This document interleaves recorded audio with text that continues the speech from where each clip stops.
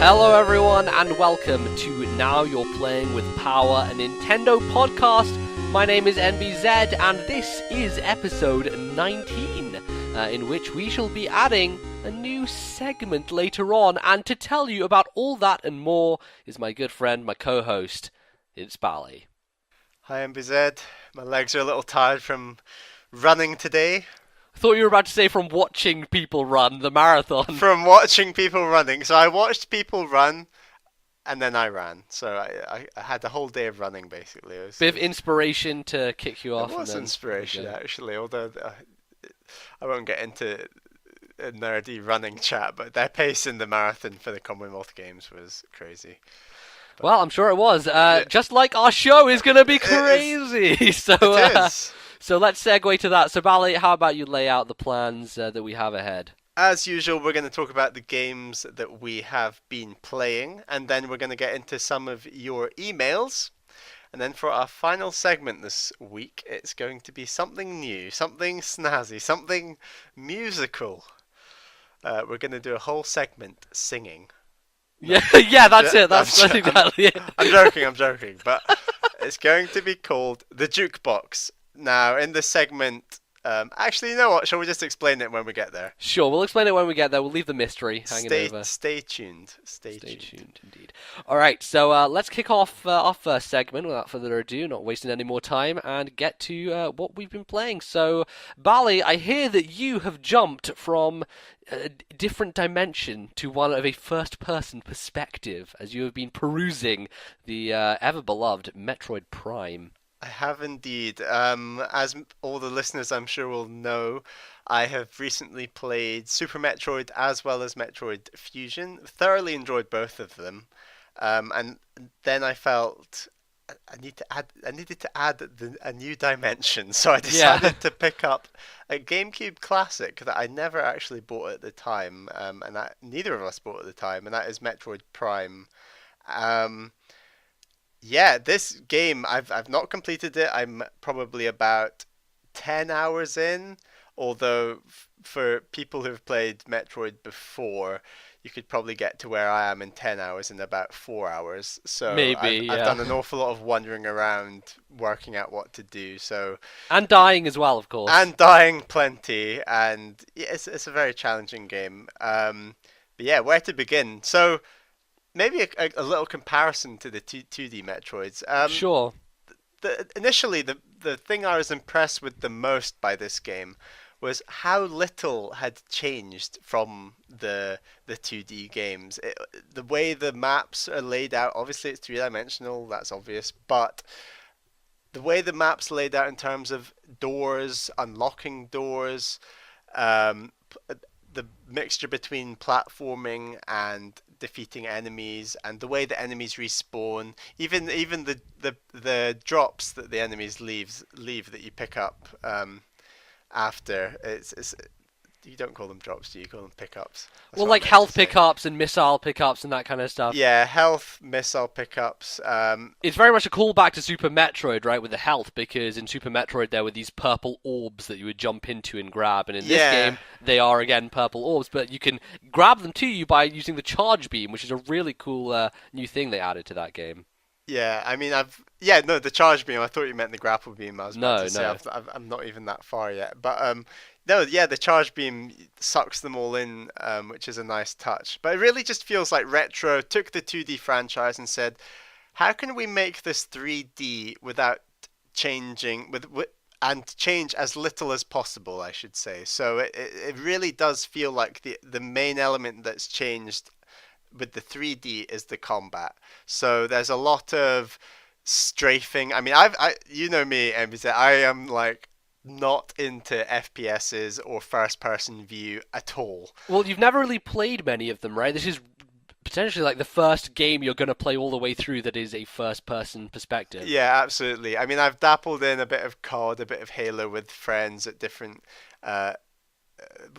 friends over the years, but never have I sat down and played a single-player first-person adventure game at all. So this really is a first for me, and yeah, the combat, it's pretty tough. It starts off very easy, The enemies are very simple. There's a few that charge at you and stuff.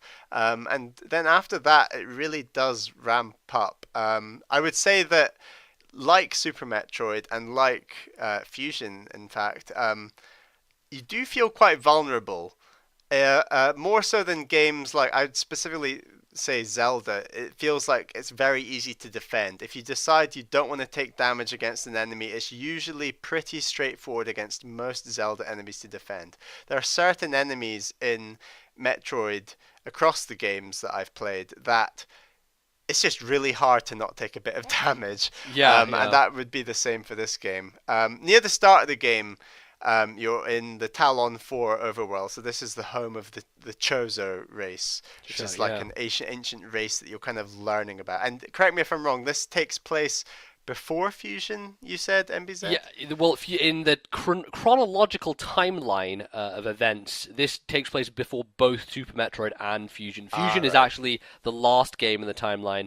Super Metroid a little bit before that, but I think chronologically the Prime series comes after the first game, so it's pretty early on in the timeline as far as that goes. But from the very start of the game, it just drops you. There's maybe 5 minutes of this is how you shoot, this is how you lock on, this is how you do this, and then it just drops you into it. There's a boss within the first. Maybe I'm spoiling this a bit, but this is a very old game. So there's a boss within the first 20 minutes. There's a section where you're having to escape an explosion or something that you're being timed. And this is all right at the start of the game, and then after that initial "oh my god, I'm going to die" kind of feeling, you're dropped onto Talon 4, and everything is calm and serene, and it becomes a real game, much like the start of Super Metroid, of exploration and finding new things and very gradual difficulty increases, which is a really nice feature. So you're going around Talon 4, there's hardly any enemies. You eventually meet a couple of mini bosses and then the first main boss, which is great. But up until that point, there's a lot of discovery. The game is absolutely beautiful. The environments are fantastic.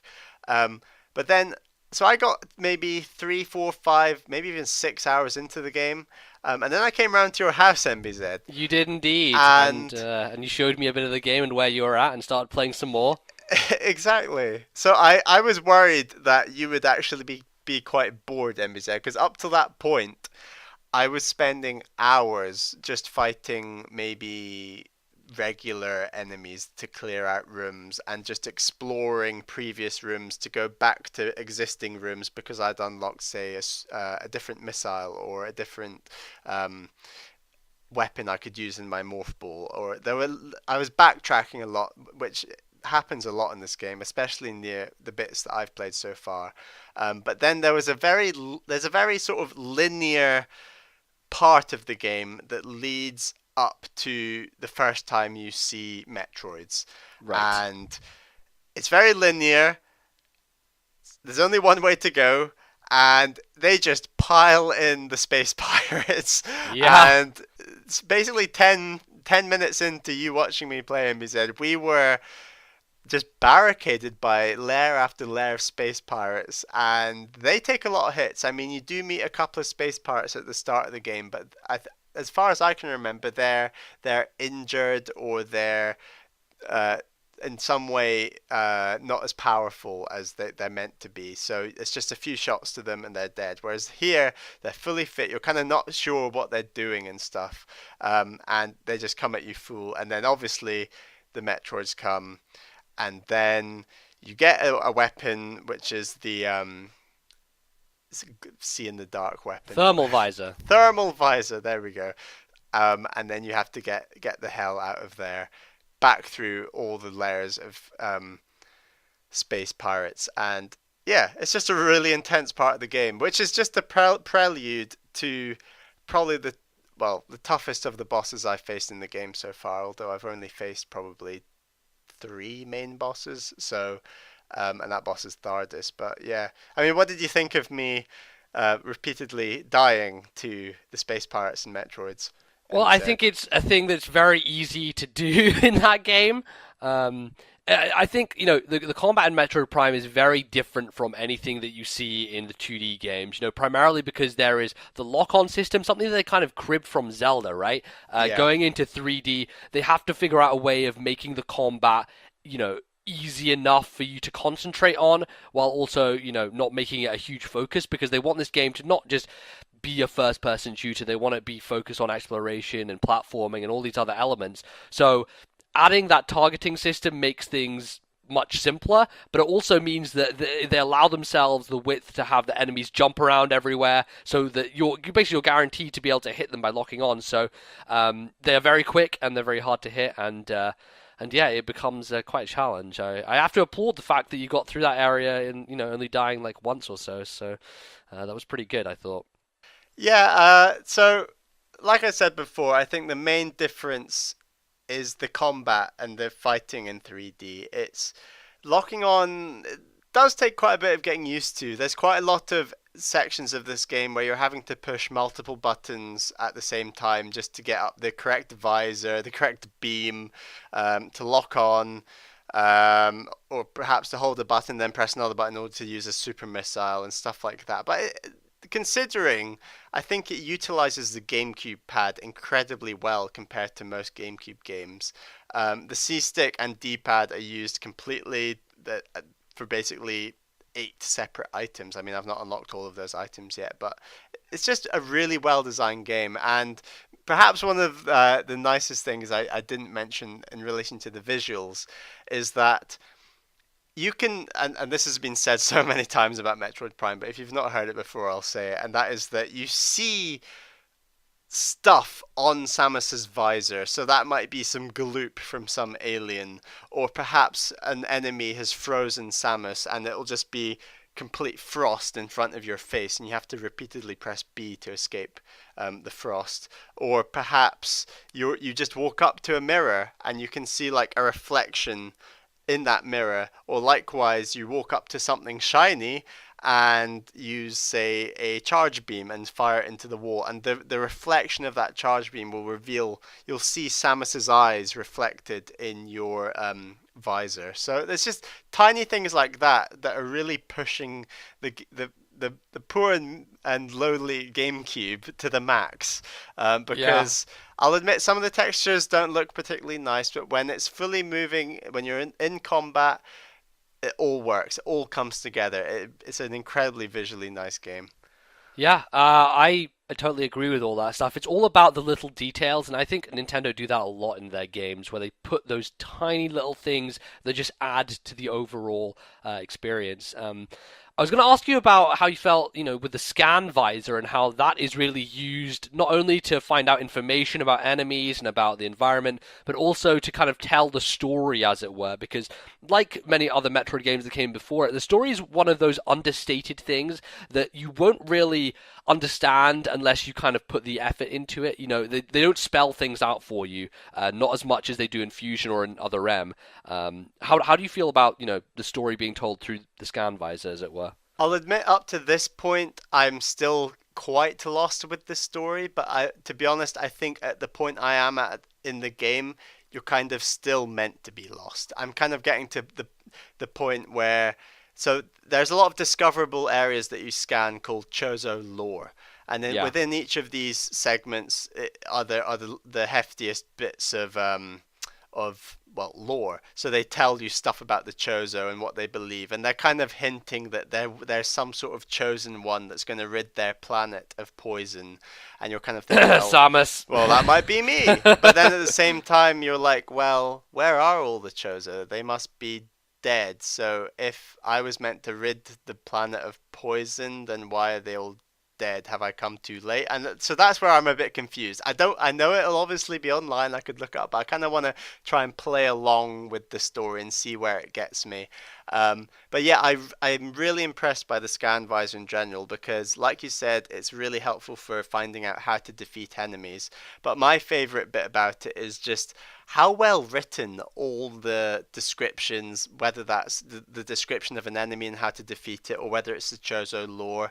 I mean, I'm just guessing here, but maybe it's because Retro is an American studio and they obviously speak English, and perhaps it's harder for the writing for translation with a game like Zelda to be perhaps as poignant as a game that's initially made in English. Maybe that could be why it just works better. But it's just incredibly well written, and on top of that you get these awesome, especially with like profiles of enemies, you get these awesome like kind of blueprints appear just in your visor of the enemy, like in full or on its side or its skeletal kind of structure. It's really nice touches. It's just the amount of polish in this game is just incredible. I mean, we talk about the amount of polish Nintendo put in almost all their games, but this one, it's really evident to see. Like there's a like I'm realizing why there is so much sort of acclaim for this game, and I'm really enjoying it. Well, that is pretty fantastic. And just on your point about the writing, I would tend to agree. I would say because their in-house writers are English and there's no localization process, then they can get across what they want to say much more clearly. Whereas Yeah. when you're bringing it over from Japanese to English, I mean, there are really fantastic localization teams out there who do a wonderful job, but sometimes it's almost impossible to fully put something from the Japanese into the English. And I think that, yeah, definitely that's an advantage that they had for their writers. But yeah, no, it seems like you are fully in the thick of Metroid Prime, and Yeah, I mean, I've still got a long way to go with this game, so this won't be the last you hear of it. But I'm gonna try and push on, and you never know, I might even finish it for next time. hopefully. Well, talking about finishing games, I, ladies and gentlemen, am now someone who can claim that they have finished the grand old adventure that is Xenoblade Chronicles. So previously, So you can join that group of 10 people. oh yeah, actually, I think there's quite a decent amount of people who have played through this game. Some people who have much more time than they kind of probably should have. But Proper in any gamers. case, right? In any case, previously on NBZ's Adventure in Xenoblade, I was telling you how I was grinding before this one boss who I had heard was a fucking nightmare, and was trying to get prepared, and I was all good. I was like, okay, great, this is solid. So then I decided I'm gonna go and take her on and see like how this goes. I go through one of the final areas of the game, which is pretty insane and one of the more breathtaking places. So that was really cool to see. And I get to the boss. I'm like, okay, I'm do this. I'm gonna beat her. I'm gonna take her down. God damn it! I have the power. I'm like 2 levels higher. I can do this. So I do it, and I get destroyed. I lose so hard. Like my attacks are doing no damage. I'm like, what's going on? I don't know what's happening. Why is this all going wrong? And so I go online. I'm like, okay, right. Let me have a look. What are people saying about this? How can I defeat it? What to do? And so people were basically mentioning that you need to use some different characters. And I think the problem that a lot of people run into in Xenoblade is you have a party of 7 characters total by the end of the game. And for the majority of the time, most players will use the 3 characters that you essentially get at the beginning. And the issue is that all those 3 characters, while they're great for a lot of situations, there are some situations that they cannot tackle unless you bring in different party members. And the problem was, for literally about 70% of the me playing this game, I used those 3 characters. So there were portions where I'd get to and I would find really tricky because I didn't know how to use the other characters. I didn't know what combinations to do because, the issue is one of them is a healer. So if you get rid of the healer from your party and you bring someone else in, who's going to heal, right? And then if you get rid of your tank and you don't have another tank coming in, so the thing is that those 3 party members are like set up to be like one guy is a glass cannon, one guy's a tank, and one person's a healer. So it works as a really nice core unit, but then you run into these problems where they don't have enough, breadth between them to cover the spectrum. So I had a look and I was like, okay, so I have to use these other characters. So I'm like, okay, I'm going to use these 3 female characters. I'm going to go girl power, right? Spice Girls and it up in here. And I went into the battle. I was like, okay, I'm going to control the one who I know how to fight with and let the others do their business. And lo and behold, first time with these 3 girls, I managed to pull it out. I'm like, holy shit. I really should have been changing what party members I used throughout the game because that was a lot easier. I thought I was going to be stuck on that bit for a long time and I would have to go back and grind, but it turns out, nope, I was using the wrong party members and I ended up doing it. So once I got past that, I was like, okay, I'm just going to level up a bit more and get a really good level so that I don't have to take multiple passes at the final boss, because the final boss is basically there are 5 different forms. There are 2 final bosses. The first one has 2 forms, the second one has 3 forms. So essentially 5 fights that you have to go through in a period of about 1.5 hours. And I didn't want to go through that multiple times, as you can imagine, because you can't save during any of that segment. So I was like, okay, instead of doing that, I'm just going to go ahead and level up myself to a decent amount, get there, and I did it first time. It was actually kind of tricky, the very last one, but I managed to finally push my way through and saw the ending cutscene, and I finally found out what the crazy ending of Xenoblade is, and after years of listening to RFN talk about how nuts that is, it was pretty gratifying to see the end credits roll. So Do you know your total hours of playtime for this game? yes, I do. And I will tell you that my final clock said 81 hours 39 minutes. Oh my god. So it was a game. I'll say that. It was a video game. How many Yep. games do you think you've completed in the time it's taken you to complete this game? Well, I got it in 2011, 3 years, so that's a lot of games that I've beaten in that time span. But you know what? It was worth it, because Xenoblade is just fantastic. It's a game which really gives the more you put into it, right? If you're gonna go there and not explore and not really get into the details of the systems, then you're not gonna get as much out of it as if you were really immersing yourself in the world. And for that reason, it is, I think, probably my favorite Wii game, and one of my favorite games Oh, I've wow. ever played, despite the fact that, it's, taken me this long and I've had, a troubled history with it, but I freaking adore it. I think it is an incredible experience, and, if you have the time, or if you want to space it out like I did, just dive in, go for it, because I have no regrets doing so. And it was fantastic. And I should also mention, which I didn't talk about last time, the soundtrack for this game is phenomenal. It is probably my favorite game soundtrack of all time. Like, not killing, but, usurping stuff like Zelda and, and Metroid soundtracks. And it is astoundingly good music. And I would recommend you go to YouTube and listen to some of that stuff, because it's really fantastic. So that's my glowing praise for Xenoblade. I hope some of you people will get to it, because it is You're totally worth it. so you're now super hyped for the Wii U version. Oh, I am. Oh, I'm ecstatic beyond belief to get that game. And I So take it the aim was to complete the previous one in time for yes, Wii U. I that see. was my aim, was to be done with Xenoblade before that game came out. That so is satisfying. That it is is. satisfying. It is indeed. It So reminds me of when I read through all the Harry Potters in time to see the last film.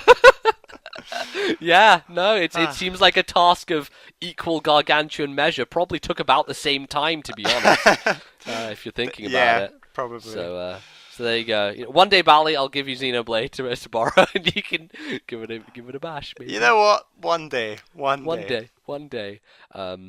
Anyway, I'm just gonna say as well, as an addendum, just at the end, there's a new game plus mode for this game, and what that essentially means is that you can start over, but all your characters will be at the level they were when you ended the game. So you could go and basically one-hit kill all the bosses from the start, and there's the spider boss, which evaded me for so long and was a pain in my ass. I'm really tempted to do New Game Plus and go and one-hit kill that spider boss just to get revenge. That would be really God. cool. Anyway, that's Xenoblade. That's not the only thing I finished up in the past 2 weeks, because I played what is perhaps the most diametrically opposed game to Xenoblade, not only in terms of subject matter and everything else, but length, is Octodad, Dadliest Catch. So if you haven't heard about this game, I did a video about it on my YouTube channel.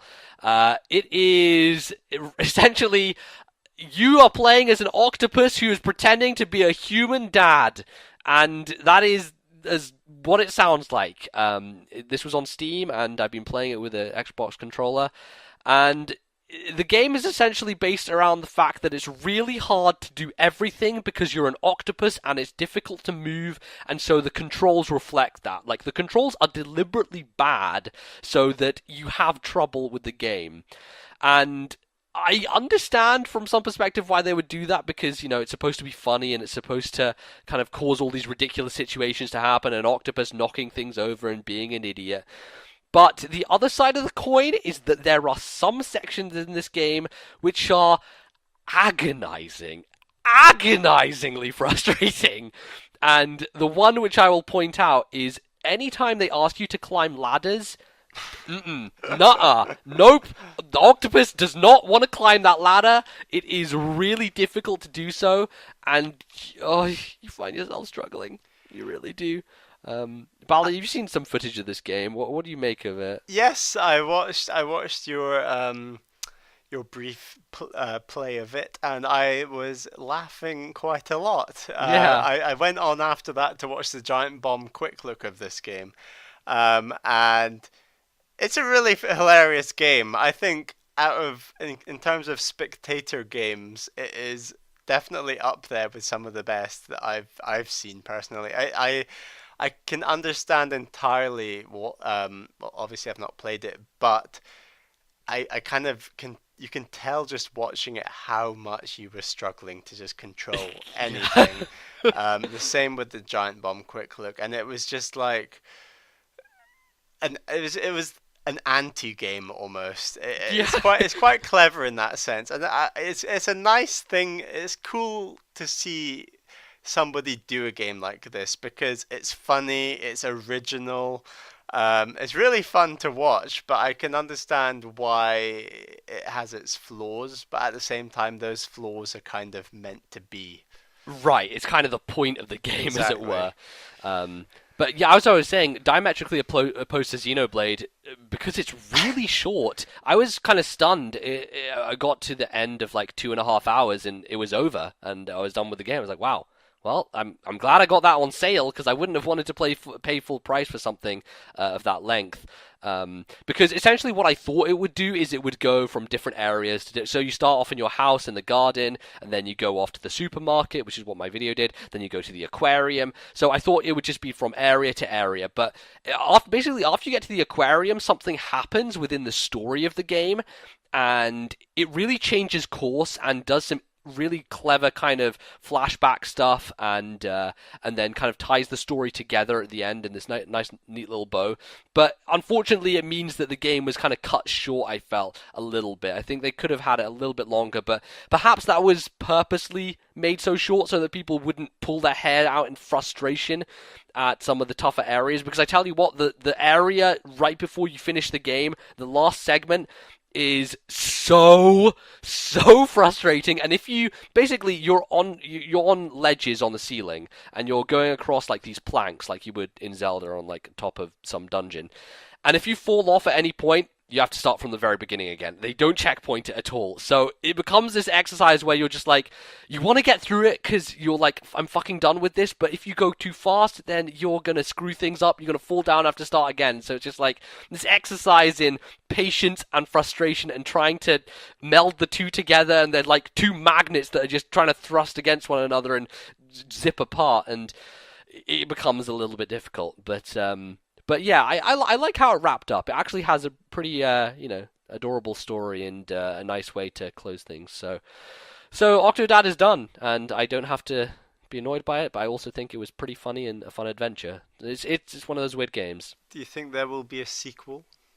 I don't know. I think it would be a cool thing to build on. I'd like to see that studio. Squid Mom! Right, I'd like to see that studio kind of do something else, because they seem to have kind of a talent for doing really silly comedy games. So maybe take that into a different arena. But I'd be down to try another one of those, and hopefully if they kind of shore up the mechanics a little bit more, then yeah, I would be up for it. So that was it, basically. A couple other things, but I think I need to play a bit more of them before I talk about them, so they'll probably crop up in the future. And that is pretty much going to wrap us up. So, Can you smell that? I can't smell anything. What is it, Bally? Smells like emails. Smells like email. So we will return after the break with some of them hot off the barbecue letters that you have written to us. So don't go anywhere. We will be right back.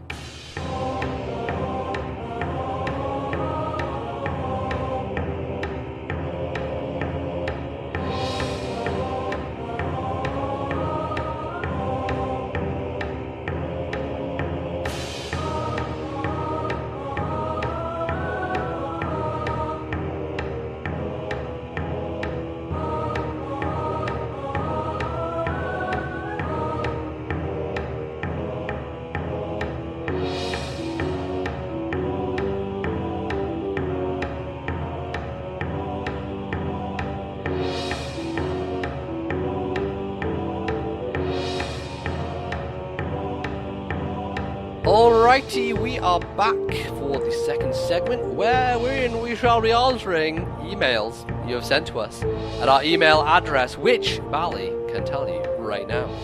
NYPPQuestions@gmail.com. And we are running low on some questions, so go and type emails. And if you haven't written in before, we had a few new people actually this time writing in. That's great. We want more new people writing in as much as possible. So give us your question, give us your thoughts, all that good stuff. And tell us where you're from. Exactly. So let's kick it off. Bally has the first email. So this email is from Joyous. Hey guys, I'm enjoying myself listening to your podcasts. What's your opinion on the whole Sonic franchise, barring Sonic 06 and Shadow the Hedgehog, because obviously they're horrible and mediocre. I'm from Guam, you know, that tiny island somewhere in the Pacific. Bally and I had a look at where Guam is, and holy crap, I had no idea how far out of any mainland that is, so... wow, props for basically halfway between Japan and Australia. Yeah, shout out to Joyous as well. She drew a really nice artwork for a podcast I did on my YouTube channel a while ago, a Pokemon related one, so that was really nice of her, so shout out for that. Anyway, let's get to the question. Let's talk about Sonic. I feel like we really haven't talked a lot about Sonic at all on this podcast, obviously because we're Nintendo fans and we hate Sega, right? That's how it goes. So Sonic is never mentioned. No, of course not. We've played Sonic games. We know Sonic games. Bally, what is your opinion on Sonic, just in general? In general, fairly mediocre. All the games that I've played. I mean, you've probably played quite a few more than I have, actually. Sure. So out of the Sonic games I've played Sonic Advance, just the first one. Yep. Sonic Adventure 2 Battle on the GameCube. Right. And a little bit of Sonic Heroes on the GameCube. Of those three games, I think Sonic Advance is probably the best, followed by Adventure 2 Battle, and Sonic Heroes is a pile of crap. So, I've got pretty mixed views of Sonic. I mean, Sonic Advance is a great game. There were elements of Adventure 2 Battle that we both loved, and I mean, at the time when we were younger... it was a great multiplayer game. It was a great just watching someone else play the single player. It was fast. It looked pretty good for the time. Doesn't really look that great anymore. But at the time when we were young and naive, it was great fun. And I think that's how overall how I think of Sonic. He's a bit of fun at times, but he's not overly crisp and polished, and that's that word again, polished. But yeah, he's just not the real deal, it feels like, at this point in time. Well, I mean, I have similar experiences with Sonic. I've played a few more games. So obviously I haven't played Heroes, but I played the other two. You gotta try Heroes. Sure I do, yeah. I've played... Advance is a fantastic game. I really like that. I also own Sonic 2 on Virtual Console, which you actually gifted to me a while back, and is a really cool game. I've played Sonic Rush on DS, which is fantastic. I really like Sonic Rush. And there's also Generations, which I recently played on PC, which is a really good game, probably one of the best Sonic games in years. I think the thing with Sonic is there's this dichotomy where it's a platformer at heart, but the way that the game is built doesn't allow it to have interesting platforming elements. And what I mean by that is that Sonic is best played at speed. And if you're going to focus on speed as the main kind of element of the game, then trying to implement intricate platforming areas is very difficult because either one, you're going to have to slow them down, so Sonic is just jumping instead of moving at a rapid pace, or you're going to have to essentially make it so that it's a different kind of experience. It doesn't really work, and I feel like that is just the issue. And if you want to make it super complicated but keep him going at speed, then it could be getting to a point when it's too hard, right? And you're dying at areas. So yeah, it's hard to say. But I think that when Sonic gets it right, it's generally making him be really quick and all about twitch reactions as opposed to focusing too much on jumping between platforms and falling to your death. So that's where I really fall down on it. Yeah, I would agree that what was that game on Wii with the magic lamp or something? Was it just called Sonic and the Magic Lamp or something? It had different names throughout its development. Yeah. I can't quite remember. Well, Arabian Nights or something along those lines. Yeah, I mean, I've not played it, but that game looked kind of cool, and that was all of it. It's just, like you said, just high speed, a bit of twitch reactions. The games that have less platforming are often better. What's the one on Wii U called? Not Generations. Oh God, I can't remember. Lost World. Lost World. Yeah, it looks like it's doing a similar thing. Like it's trying to do less platforming, more high speed, think fast, twitch reaction kind of thing. And there's elements of that works quite well. But I'm not in any rush to buy new Sonic games, to be honest. Yeah, I think Generations was really great because it took 2D Sonic and 3D Sonic and put some of the best, areas across the series into one game, and it really came together into this really nice package. But it was really quite short, and there wasn't a whole lot to it other than going through and kind of reliving the memories of these old Sonic games. But yeah, I don't know. I would like to see a return to kind of the classic 2D style, from Sonic 2 and Advance and Rush. The thing I really like about Rush is the boss battles they implemented are all basically three-dimensional in a sense. You're in an arena, but you're always running on a 2D plane around it, and they do some really interesting stuff with that. I think some of the boss battles in there are some of the best in the Sonic series in general, and yeah, I feel like they do these weird things sometimes with Sonic, especially in Adventure 2 Battle, where the Knuckles levels and the Rogue levels, where you're just Rouge, whatever her name is, it's not really a Sonic game. It's like an exploration treasure hunting thing.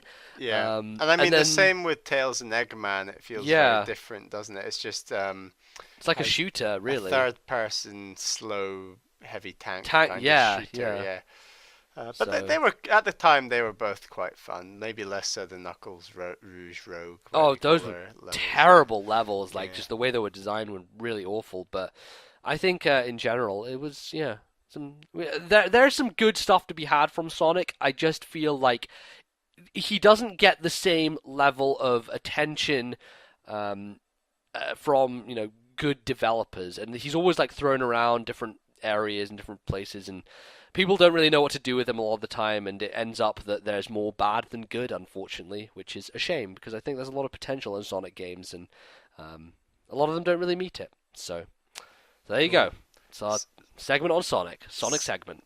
Sonic segment indeed. Our next email is from Luis.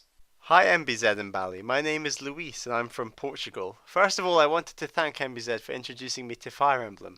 I started with the Sacred Stones and was super hyped for Awakening, but unfortunately I hated it. I found it too easy on normal and hard and was a reset fest on Lunatic. Have you ever had a game that everybody loves but you hate?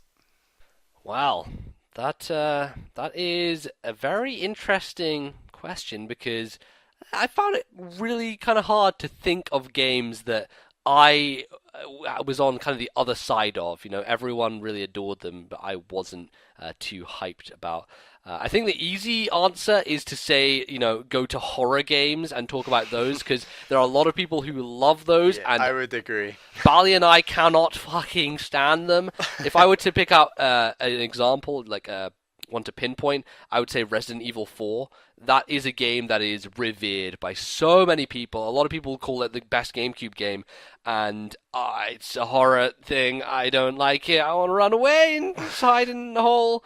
So that's an easy one there. What about you, Bali? I found it really difficult to think of games that I genuinely hated that other people loved.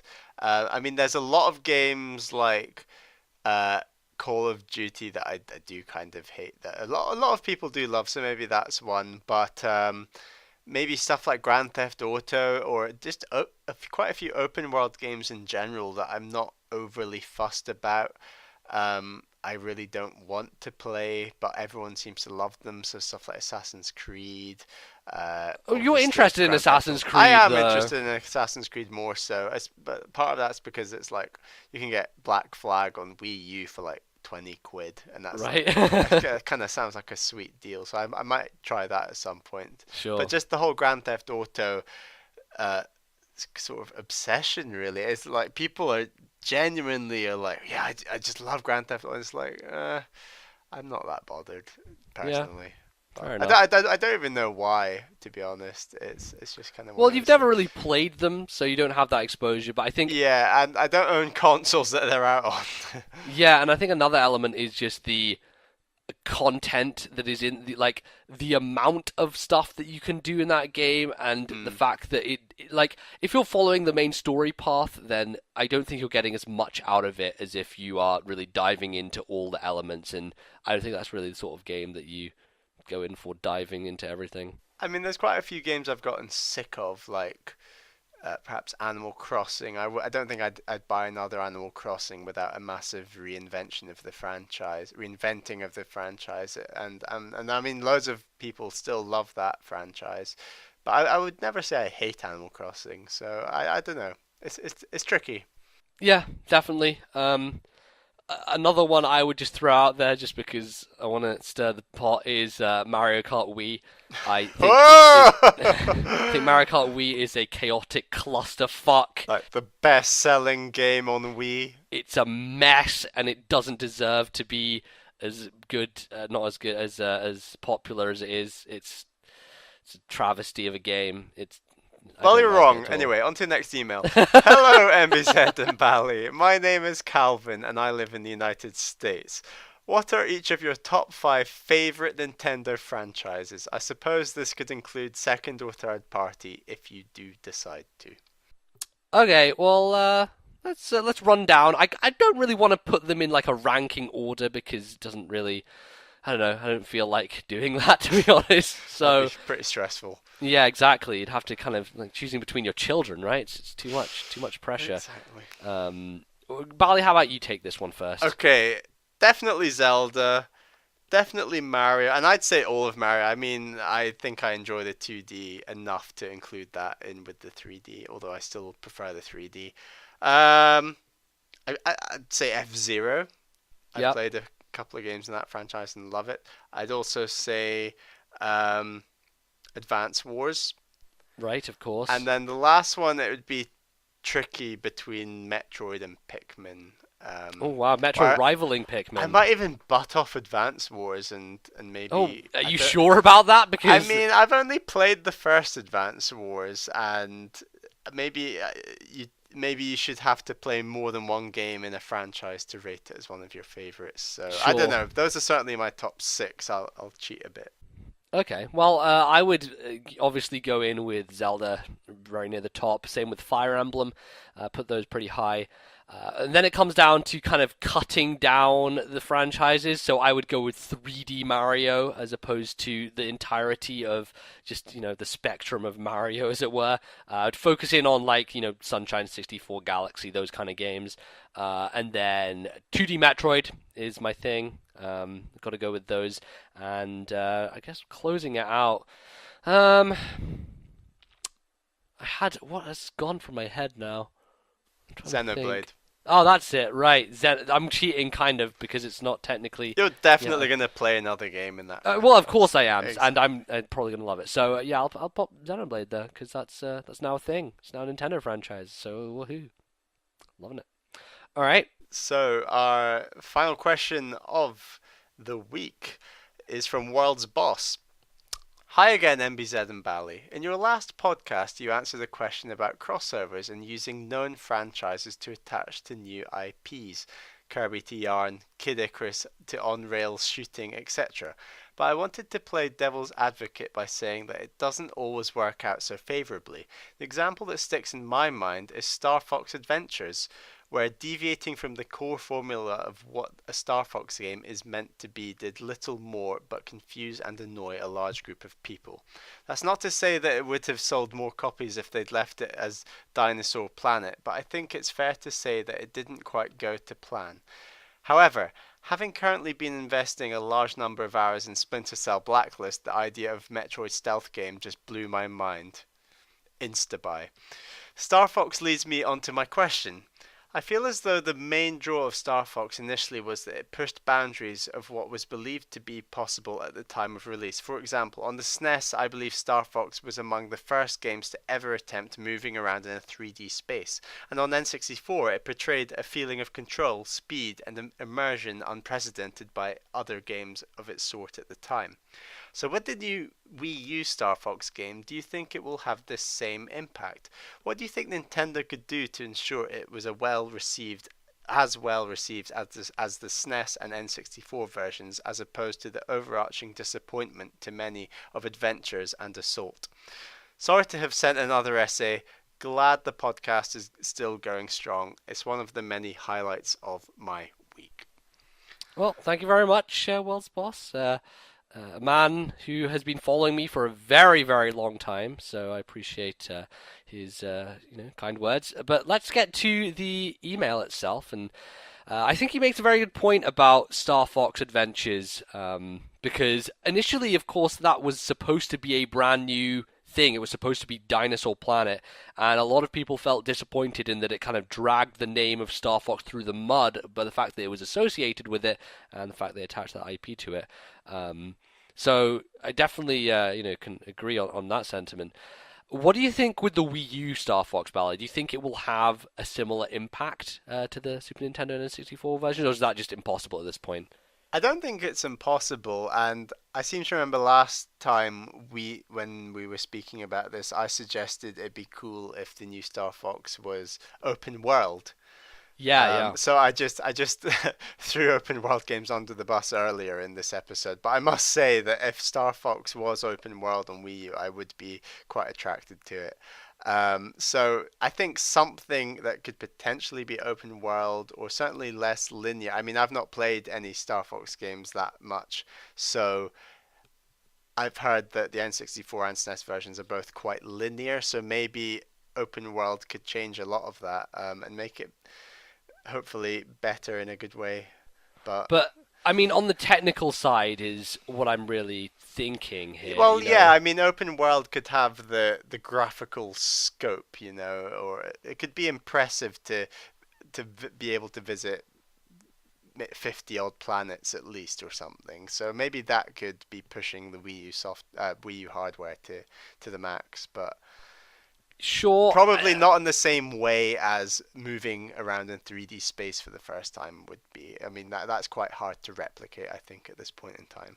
Yeah, well, I mean, what I was really trying to get at is the idea that obviously what they've shown so far of the Wii U Star Fox is Miyamoto with a blurred screen doing some stuff with the gamepad. And essentially what the core focus of that kind of tech demo is the control, right? I think they really want to focus on legitimizing the Wii U gamepad as, a thing that people should care about and something that it was a good decision to put into the system. And I think they're trying to make a case for it with the new Star Fox game. Whether that'll work or not, that's a different matter. We'll see. But I think that they're trying to do stuff with using that screen and the dual analog and the gyro all in combination with one another to try and produce something that could have maybe a similar impact. It could go horribly wrong and people will be hating the motion controls, but. Yeah, I just think that even if they do pull it off successfully, how do you even compare that to the ability to move in 3D space for the first time? Yeah, it is. But Yeah, it's a you crazy never know. I mean, comparison. there's Mario Galaxy, for example, is a pretty modern game that blew everyone's mind. So it obviously can be done. Um, and I guess both of us have quite good faith in Nintendo to do something impressive and reinvent the genre. So I mean, it's tricky. Yeah, I think, in terms of getting over the disappointments of Adventures and Assault and all those games, I think if they want to avoid that, they should try and stick to the blueprint of what makes a Star Fox game a Star Fox game. The Yeah, Super Nintendo and N64 versions were very much all about the vehicles, and there's nothing about getting out the vehicles and playing as the character.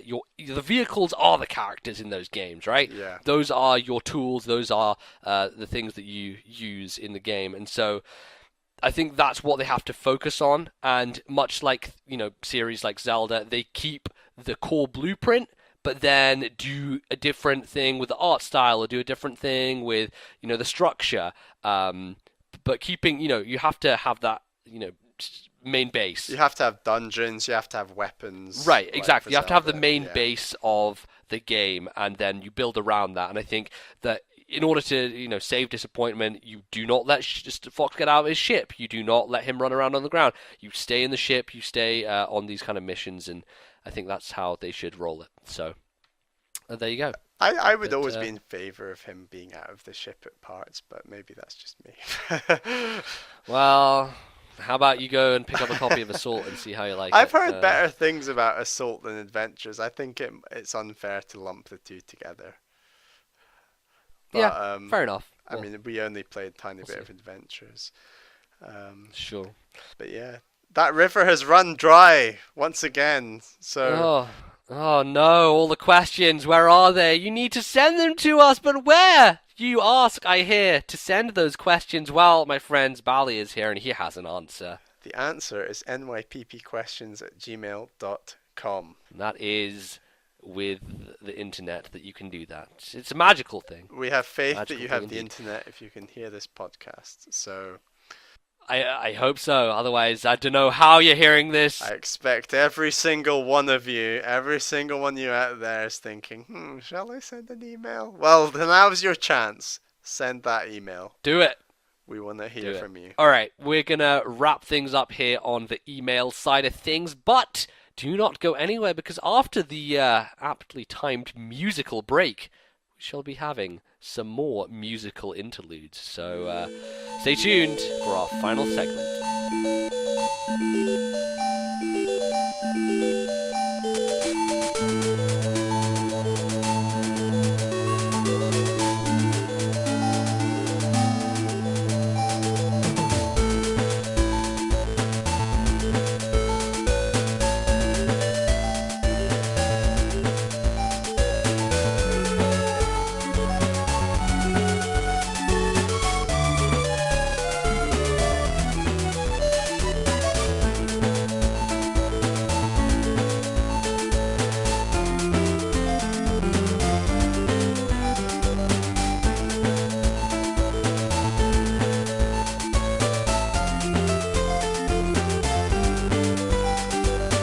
Hello and welcome back to the final segment of our show this week, which we are calling the Jukebox. And essentially, the way this is going to work is I have 5 tracks lined up here from various video games on Nintendo platforms that Bali and I have played.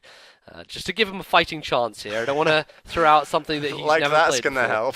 Well, it might do. Who knows?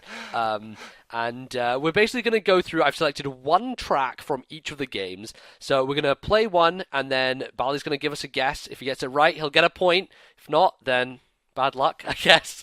And we're going to just talk about the game's music. This idea, I guess, cribbed from Nintendo World Report's Radio Trivia podcast, which is a fantastic podcast. You should go listen to it. They do this every so often, and I really enjoyed it. So I thought maybe do something a little bit similar. So we are going to kick things off with song number 1. So here we go.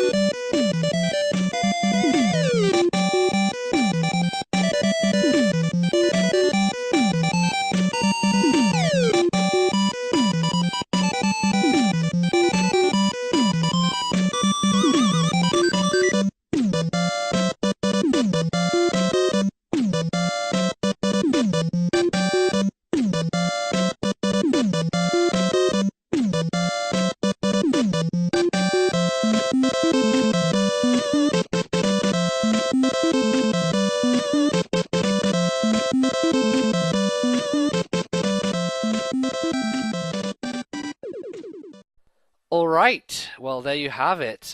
What I will say, Bally, is this is definitely not a game that's on a modern system, or was not Really? originally I didn't. released. I couldn't guess. Just to give you a little bit of a clue there. It might have been one slipped under the rug. It might have been Shovel Knight. Oh, no, it could have been exactly. Very Uh-huh, sly. So, Bally, do you have a guess here? What do you think? Right, I am torn between two games. Okay. Which ones? Do you want to And say which it's ones they are, or do you want to throw one out I'll there? reveal the other one once I throw one out there as my guess. Okay, so you're going to give a guess first. It's probably going to be neither of these. Okay. Right, I'm going to go with this one. Alright, but don't tell me the answer, then I'll tell you the other one that I was going to say. So, alright, the one I'm going to go with is Mega Man. Would you care to say which Mega Man? Well, I'll assume 2? That is correct. Well done, Bally. You got Oh! it. What was your I'm other guess, pleased just with out of myself. interest? Excite Bike. Oh, interesting. Very Yeah, interesting. yeah. Yes, I this don't know. is Mega Man 2 for the NES, the original Nintendo Entertainment System, and the specific track, which I'm not going to ask you to guess because that's just a bit obscene, is taken from the Crash Man stage. But what made you arrive at the guess of Mega Man 2? This sounds bad, but the fact that myself, and you to some extent, we have played so few NES games that I knew that it had to be something, something that one of us, or at least myself, had some knowledge of, and I would say I have some knowledge of Mega Man 2. So that's kind of what lured me into Excite Bike as well. So yeah, I mean, Yeah, it was a good guess. Certainly, I think Mega Man 2 has a very distinct music to it, if that's the right way to put it. It's a very distinct style in terms of the music, and I think it really comes out in that track. Did I already say that that's Crash Man Stage is the name of that track? So that is a really good one. I think one of the more significant ones that we're familiar with is one that Nintendo Capri Sun made a song out of. It's part of Wily's stage and is a fantastic track. Like there's some really, really good music. And I think the thing about Mega Man and Mega Man 2 and the series in general is how much they managed to do with limited hardware and how good those songs sound even to this day. Like, they still stand up incredibly well. didn't a couple of Mega Man games just come out on the Virtual Console? I can't remember which numbers they were. I think it might have been 6 and 7. I think some of the Game Boy ones came out, yeah. Are they the Game Boy ones? Yeah, well, there are Game Boy versions of the Mega Man games, but yeah, some of those came out. But yeah, what do your take on the music of Mega Man in general? Are you a fan of it? Yeah, definitely. I mean, I love a bit of 8-bit music, and it's some of the best out there, if not the best, certainly that I've heard.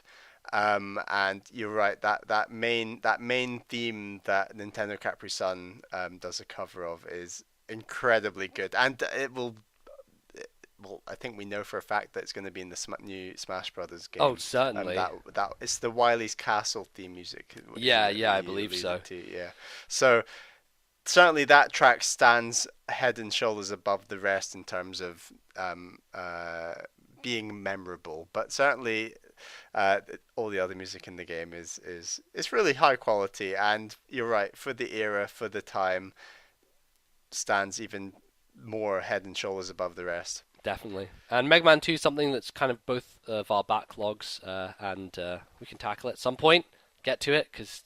So you basically bought it for me and then played most of it for me.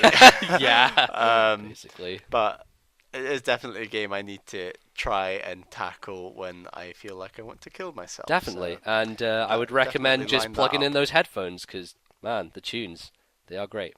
Indeed. The tunes. All right. That's the great thing about the Wii U. You just plug in those headphones. Yeah. Let's move on to the second song. Here we go.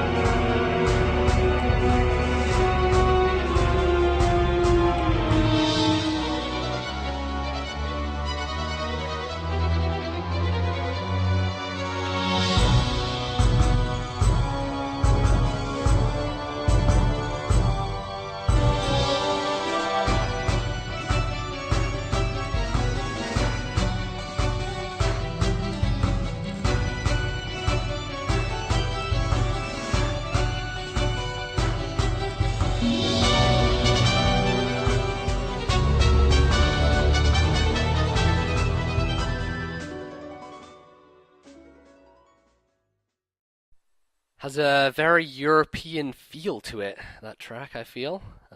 Yes. So, I had an early on inkling, and then I feel like the middle segment perhaps gave it away. okay. I might still be wrong. I want to go with Soul Calibur 2. That is bang on. Well done, All Bally. You right. are two for Yes. two. You've hit the nail on the Ah. head. That is a track from Soul Calibur 2. I believe it's called No Turning Back and is associated with Raphael, who is a. I would not have associated it with Raphael. I was going to say Ivy or Nightmare. Yeah, well, I think it does have some nightmare association, but it seems Raphael is the main one there, and he is very kind of. I believe he's hailed from somewhere like Spain or some kind of European-esque country there. So it did kind of fit with the theme of the song. Soul Calibur 2, a really good game, a fantastic fighting game that we enjoyed a lot of, and has, I feel, like a pretty eclectic mix of music throughout it. You have the different characters from many different backgrounds, and so you're going to have merging of styles and different kind of things happening. What are your memories of the music in Soul Calibur, Ballet? Uh, really, not very many at all because we were too young to appreciate it. Really, Well, I think the fact that you managed for to me pick at this least. out means that it had some impact. Yeah, that it you- had a subconsciously implanted itself in my brain. I was gonna say you could have thrown me a curveball, and don't they have a Zelda theme esque tune from Soul Calibur? I'm- Or am I making I'm that sure up? they do. Link's in the game, so they probably Yeah. have one of those buried So, somewhere. yeah. But that seems a little bit harsh, especially the first time we're doing this segment Fair enough. to Fair to enough. throw you under the bus like that and kind of put you in a corner. I Yeah. thought that was like I really like that song, and I think it's a good kind of it has the Soul Calibur stamp on it, but also isn't super obvious that it's from that game. So I thought it was a nice one to pick out. Definitely, one of those games that I always like to go back to from time to time, especially if you're around and we do a little bit of multiplayer. I mean, I know we usually fall back Yeah. to Smash, but Soul Calibur is just one of those really robust fighting games. The thing I like about it is that it's all based around weaponry as opposed to things like Street Fighter where it's just fists and stuff like that. God, the number of hours we planted into that weapons mode. Yeah, the Weapon Master mode, which is Weapon master mode, and just unlocking constantly all these swords or staffs or whatever, and yeah, it's cool. And then you can go back to the multiplayer and customize, say, Link or Keelik, and to have your favorite staff or your favorite sword. Yeah, the thing I like about fighting games is that every character has their own theme, so you're definitely going to get a diverse mix here in terms of the music, and it's good in that way because the characters themselves are pretty diverse and they come from different backgrounds, and they all have their different story arcs, and every single character, if you go through the arcade mode or the adventure, I can't remember which one it is, but you go through like a series of like 5 or 6 battles, and then you have your fated battle at the end against someone who's related to your story, and then after that you unlock the character profile, and they have all the stuff written about them, and you can Yeah, they have that whole backstory, loads of lore in the game.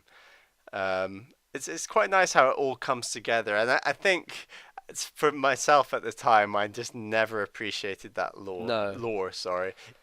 Even Link's lore, I was barely into Zelda at that point in time. I think I owned Wind Waker, but hadn't played like a substantial amount of it at that time, and we were mainly just playing, the good old Mario Party. Right. I was playing a bit of Burnout. So yeah, but this game, great music. Indeed. So with that, I guess we'll move on to the next soundtrack, or song, should I say. Let's have a listen.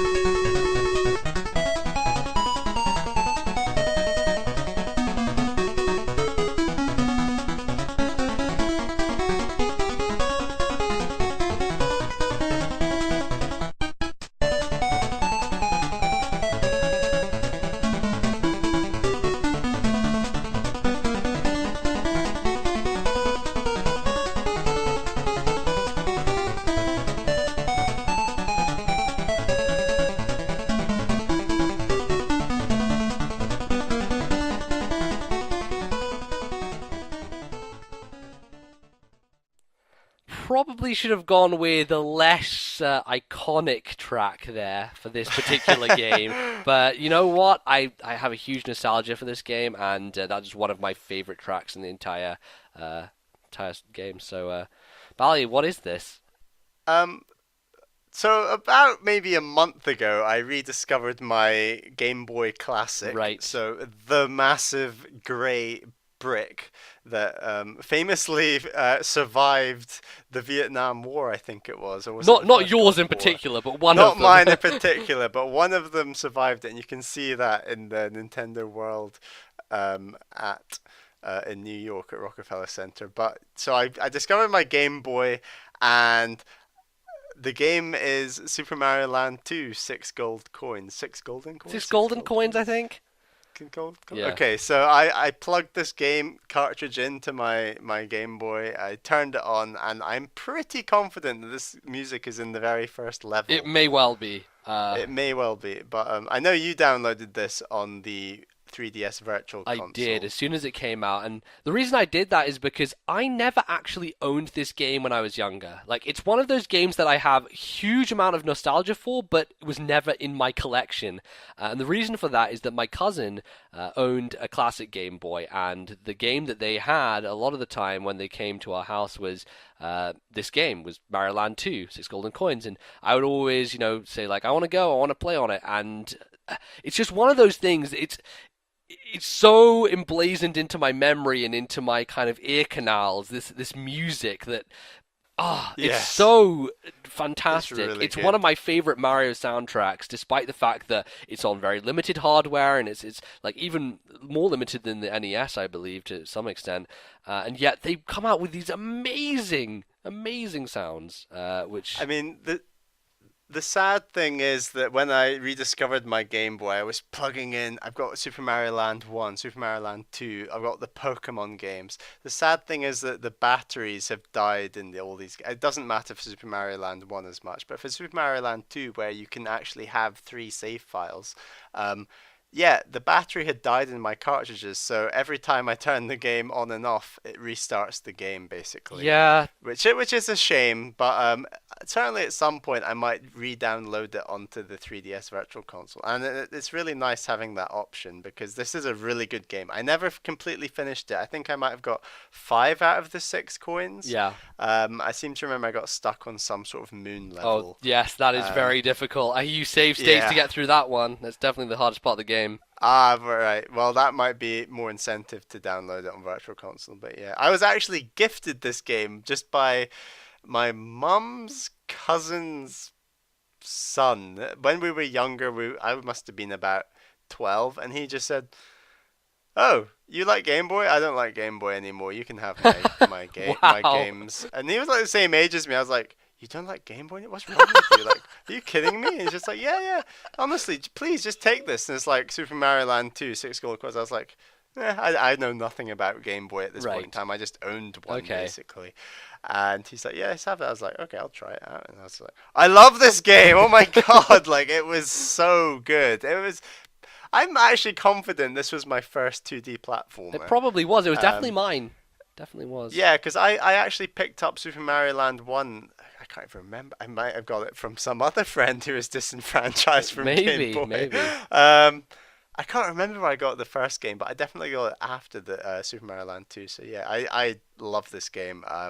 Yeah, uh, good pick. It's reminded me that I should really download this. Yeah. It'd be a good buy. Tremendous soundtrack. I really love everything they've done with it, and man, it's just one of those things. I'm never gonna forget it. I'm like, it's one of those soundtracks, and you were saying as soon as you started hearing it, within like about 2 or 3 seconds, you already knew what it was because it is so Yeah. iconic, and Yeah. especially for us. So, that's that game. So, let's move on to the next one, which we have in the Jukebox.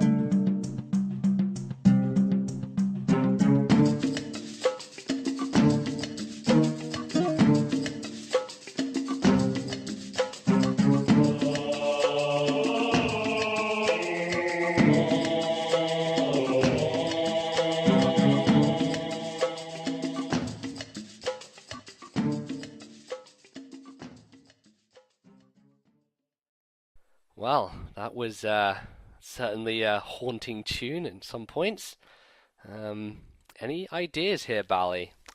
So a couple of games went through my head before my final pick. So and there were reasons for me realizing, oh, it can't be these games. So the first game I immediately thought of was Ocarina of Time, and then I thought, I've not actually played a whole lot of Ocarina of Time, so that might be a bit unfair. Maybe he wouldn't do that to me. He wouldn't do that to me. So I kind of wrote that off. And then as it was getting more and more Arabian, I was like, it's Prince of Persia. It's Prince of Persia. And I was like, but I've not played Prince of Persia. He can't have given that to me. And I was like, come on, think. What the hell is this? What the hell is I know this. And I was like, oh, it's The Legend of Zelda Twilight That Princess. is bang on. Of course, this is from Gerudo Desert.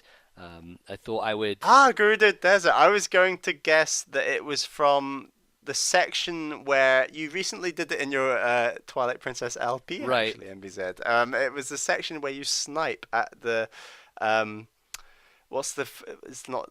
It's like a The hidden Hidden town. Village, I think it's called. The Hidden Village, yeah, the Hidden Village. I thought might have been that music, but coming to think of it, that's like Western Yeah, it's very music. So westernized music, that yeah, I is. didn't realize this was Gerudo Desert, but no, Yeah, nice. no, I thought I wanted to get some Twilight Princess in here. I'm a big fan of that soundtrack, and I thought maybe something a little bit more obscure. So Gerudo Desert fit the bill. It's a really kind of haunting melody. So it was a very good one. Twilight Princess. Let's get down to Twilight Princess, shall we? One of my favorite Zelda games. I think, to be honest, above all else, I think Twilight Princess has the best dungeons in the entire series.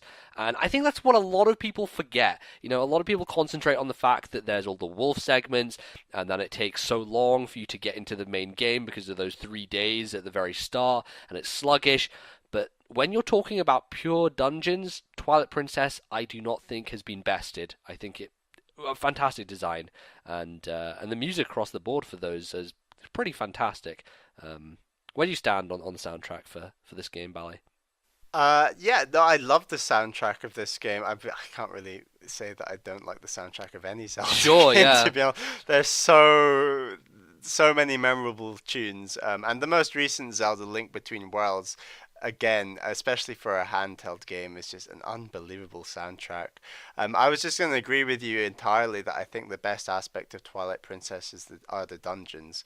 While I don't probably rate this game quite as highly as you do, I would agree that that the dungeons are the best part of this game, and they're tough and they're kind of uh, uniquely they sort of interweave within themselves, and the way that you unlock weapons and expose separate parts of the dungeon, I think they do incredibly well in this game, and the graphics are great for the time. Oh, certainly. It's kind of time capsule to some extent. It's not going to look as good as Wind Waker down the line, but it's not too bad.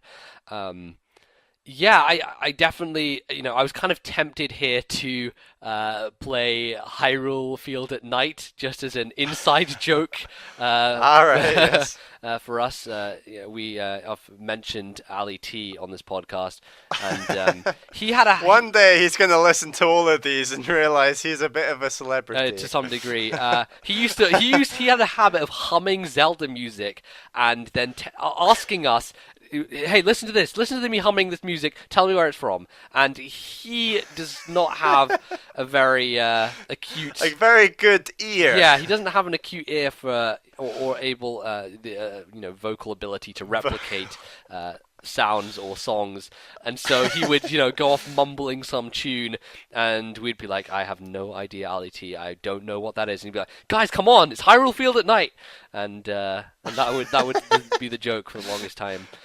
We were both flummoxed. Indeed, indeed. But that's a good song. Midna's Lament is another one. It's the one that plays at the point in the game where after you have done the water temple and your Xanta's transformed you back into a wolf. And Midna's kind of like almost half dead, like lying on top of you, and it's raining, and it's very light music over the top, and that is one of my favorite soundtracks songs in the entire game, should I say. And also, recently they had the Zelda Orchestra, and there was the music CD which came with Skyward Sword, the special edition of that, and on that there is there's a medley of all the greatest songs in Twilight Princess all mashed together. So if you want to listen to some more stuff from Twilight Princess, I recommend seeking out that on YouTube. They'll probably have it up there at some area. So I would say that's a good resource. So check out the Wind Waker medley as well. Yeah, shout out to Wind Waker medley. I think they have medleys for almost all of them. I think they did different ones across the tour, but you know. Yeah, I mean, there's all the 3D Zeldas apart from Majora's Mask, I think, have a medley. Certainly. Which is cool. Yeah, go check that out. All right. Well, we have arrived at the final song, so without further ado, let's take a listen.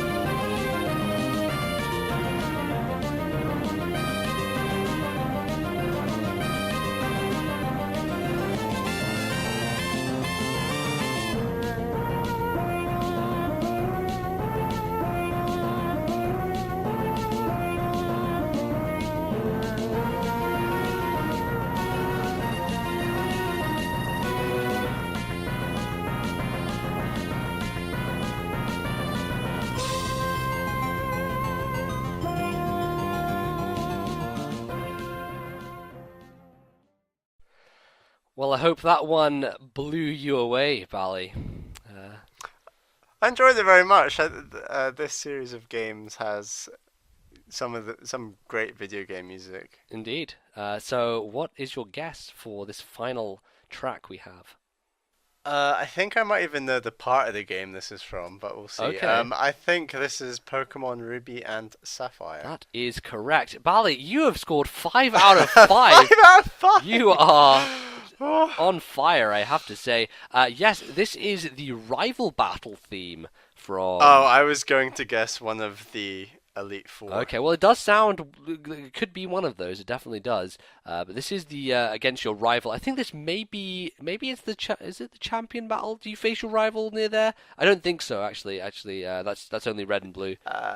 Don't you face... Oh, is it? I swear you face your rival after the champion. I think it's before in Victory Road, at the end of Victory Road, Wally or whatever his name is. Oh no, yeah, no, you're right. But yeah, this is that track, and I thought I'd bring this one up because relatively relevant. There are the remakes coming out soon. Obviously, the music for this game is going to have to be remastered, and I was making a pun when I reintroduced after the music had played, saying I hope it blew you away, because one of the common themes of Ruby and Sapphire music is that it has a lot of trumpets in it.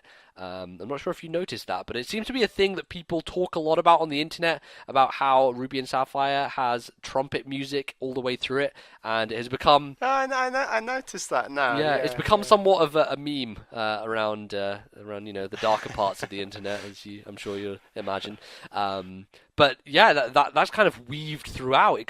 I think it helps because it makes that consistent through line of kind of the music, so that it feels like it's all related in one singular world. Do you remember too much of the music from Ruby and Sapphire? I guess Pokemon games in general tend to have that kind of iconic theme to them. The battle music in general is very easy to pick out. Yeah, I mean that theme that is even underlying in that song is almost through every single Pokemon theme. It feels like, Yeah, especially it's the theme they recreate for the Smash Brothers games, for example, and yeah, it's really great music. And I went through a phase, well maybe not a phase, but just like a couple of weeks ago, I was just looking up like different Nintendo music online and stuff, and then like there's this whole like segment of just metal Pokemon music online, yeah. and some of it sounds so good. Like the way that these songs are written and designed, it just works really well, I find, with metal. Yeah. I think that's the case for a And lot of video game music. Just throwing, yeah, some probably. metal cover over the top is pretty damn great a lot of the time. Especially when it's like quite 8-bitty, not 8-bitty, but like chiptune or whatever Yeah, you call definitely, them. definitely. So yeah, I thought it was quite cool. And like because it's battle themed, yeah, the Pokemon music is definitely an area of video game music that doesn't get enough credit that I definitely forgot about. Certainly. And yeah, I hope I kind of revitalize that in you a little bit. I Yeah, think they'll do a good job here. There's some good tracks in Ruby and Sapphire that they can definitely remaster for the remakes. And they have much more advanced hardware. They can add in some interesting elements and kind of keep it the same but refresh it, as it were. And I'm kind of looking forward to how that will all sound. Should be pretty great when those games come out end of this year. So yeah, I think that is pretty much going to wrap us up, though. That was really fun. I enjoyed doing that, Bally. I've really enjoyed that. I'm quite pleased with myself for getting 5 out of 5. And do, of Actually, course, if you played along at home, which I didn't really say at the start, but you probably should have done, let us know how you did. Did you get 5 points like Bally did? Tweet us. You should tweet us. That's a good segue, isn't it? Let us know on Twitter how you did, how many you got right. And you can do that by following us. Bally, what is your Twitter and Miiverse and all that stuff? I am at Ballyman91, BALLYMAN91, and that is also my name on the Miiverse, which I post so frequently in these Oh, days. totally. Yeah, playing Metroid Prime certainly affords you that ability, does it not? Yeah, yeah. Yeah. I am Lordnbz on Twitter and Miiverse as well. And yeah, as I said, just give us a tweet and say, "Hey, I got this many right." I would like to find out, and it could be a cool thing to play along with us. Let's talk about ratings on iTunes because we have just received a new review, which Bally is gonna read out, and we're gonna thank the person who made it. So this is from Daniel Bunzelmeyer. I write in most weeks. You can probably match my name here to my name in my emails. That's Bunzel Power, just so you know, at home. And heard you guys saying you needed some iTunes reviews, so I have created an Apple account just to deliver one to you guys. Love these guys. They are the best. They put on a great show every 2 weeks, and I love, love, love listening. If you're a Nintendo fan, you absolutely have to listen to these guys. Don't let NBZ's Pokemon YouTube channel fool you. He's well versed in games and they deliver such a great show. Cannot recommend highly enough. And man, forget those garbage 3-star ratings. They are Nintendo fanboys, he says. Come on, dude. It's called a Nintendo podcast. Well, thank you very much, Daniel. That was a glowing review, and we highly appreciate it. So, if you would like to be like Daniel Bunzelmeyer, then do, of course, head on over to iTunes and rate and review us. It's pretty easy, honestly. It doesn't require too much effort. And it would be much appreciated. Oh, we'd love it. We would love it because it helps us get noticed by other people in the iTunes charts, and then we can expand the audience. All the good stuff. All the fantastic stuff. So, is there anything else we need to address before we close out the show, Bally? Just, yeah, let us know if you want us to include more music in the future, because we certainly had a good time. We hope you did as well. So, if you didn't have a good time, you can tell us as well. That would be helpful. All opinions are valid. So, but I think it was a fun segment. The jukebox shall return at some point, for certain. When you least expect Oh, of course, that is the point. That is the point.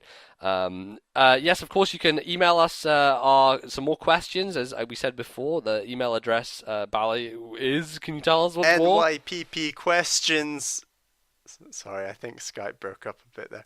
NYPPQuestions@gmail.com.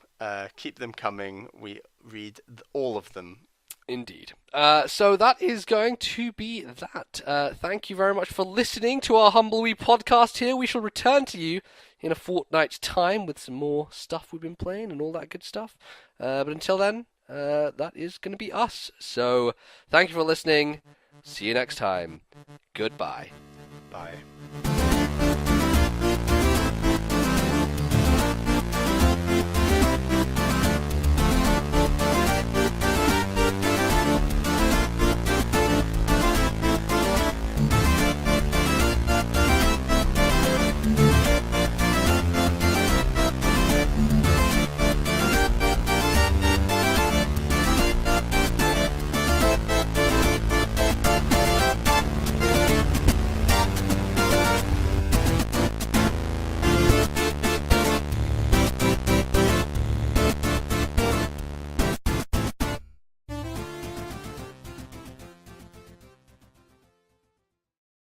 How was the Commonwealth Games?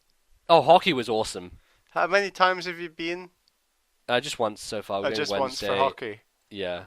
Did We're you going see Wednesday. India? We're going to. Yeah, we watched the India-Wales game, and Didn't then India also cream Scotland? oh, India destroyed Scotland.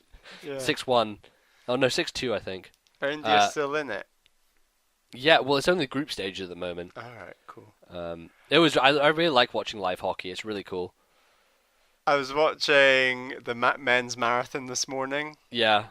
Now that I'm running a marathon, like Yeah. Go watch get the those. marathon. Go those techniques. Those And yet tips, this skinny white Australian guy won. Really. Yeah, he was. Oh my! His pace was unbelievable, and like I was just watching it, and there were tons of Kenyans behind him, like maybe 6 or 7, and I was like, I wonder who the top British guy is gonna be, and then it's this Scottish guy. Really. Yeah, and he was like absolutely dying, like, and then when he got to the line, he just like looked at the crowd, looked at his feet, and then just spewed his guts out all over the floor. Oh my god, and no! I was like, yep, that's what happens to the Scottish guy. Yeah. Just can't handle the marathon. Too much. Oh, so funny. Someone bring that man an iron brew. Bring him an iron brew.